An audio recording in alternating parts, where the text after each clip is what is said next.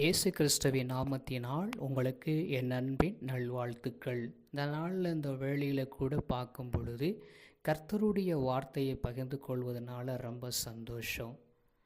செபனியா 3ஆம் அதிகாரம் 15வது வசனம்.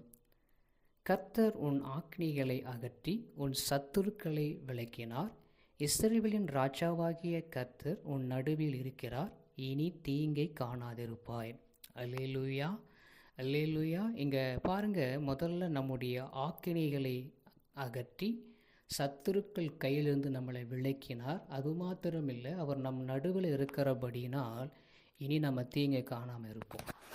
நமக்கு எத்தனை வருஷமாக எத்தனை நாளாக நமக்கு ஒரு தீங்கு வந்து கொண்டே இருந்துச்சு இல்லை? இனி நமக்கு தீங்கை அவர் நம்ம காணாதிருக்க பண்ண போகிறார். ஏன்னா அவர் நம்ம நடுவில் இருக்கிறார். முதல்ல நம்முடைய ஆக்கினியை அவர் அகற்ற போகிறார்.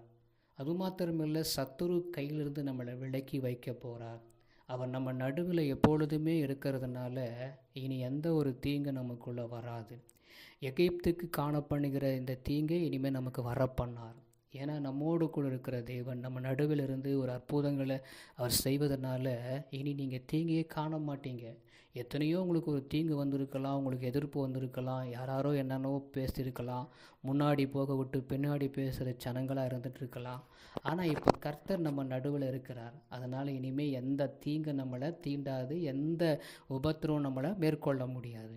நீங்கள் விசுவாசத்தோடு இந்த வசனத்தை ஜெபம் பண்ணி சொல்லி பாருங்கள், நிச்சயமாக நடக்கும். ஏன்னா இது ஆண்டவருடைய வார்த்தை, கர்த்தருடைய வார்த்தை ஒருபோதும் வீணாக திரும்பாது. நீங்கள் ஜெபம் பண்ணுங்கள், நம்பிக்கையோடு ஜெபம் பண்ணுங்கள்.